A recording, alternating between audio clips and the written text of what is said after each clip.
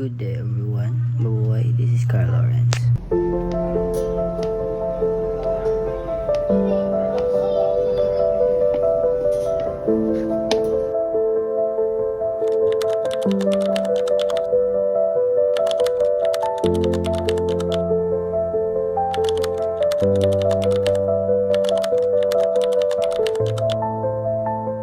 Allocentric individuals are community-minded, prioritizing the interests of others over their own, which is the opposite of being egocentric or self-centered. Allocentric can offer to a reference frame based on the external environment. Allocentric in tourism.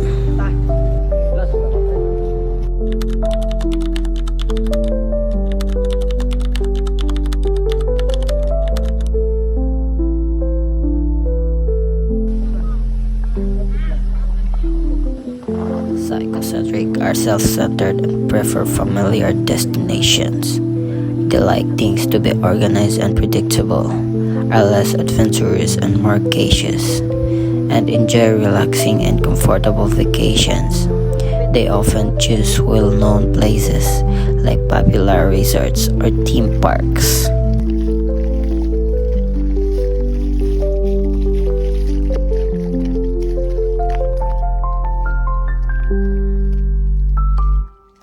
Boom! Pinatubo, where are you? How na? Dali, welcome to sa daily vlog. Good. Kung ano yan, day 1.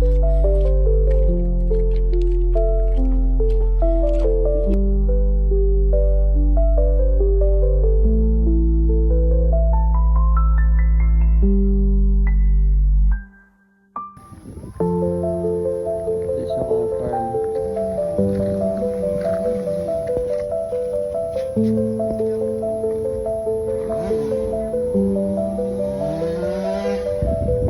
Located at San Isidro, Valencia City.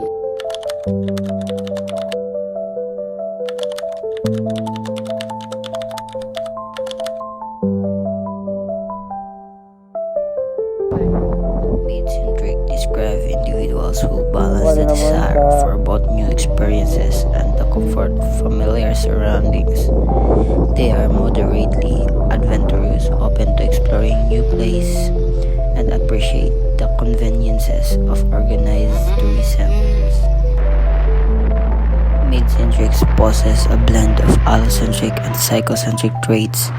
They are open to new experiences but still value a certain level of familiarity and security. Mid-centric travelers often seek a mix of relaxation and adventure, choosing destinations that offer both cultural experiences and tourist amenities. They might participate in guided tours or excursions, but also enjoy some independent exploration.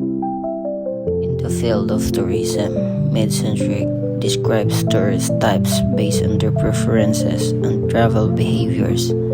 Mid-centric tourists are adaptable and willing to engage in new experience, but they also value security and comfort.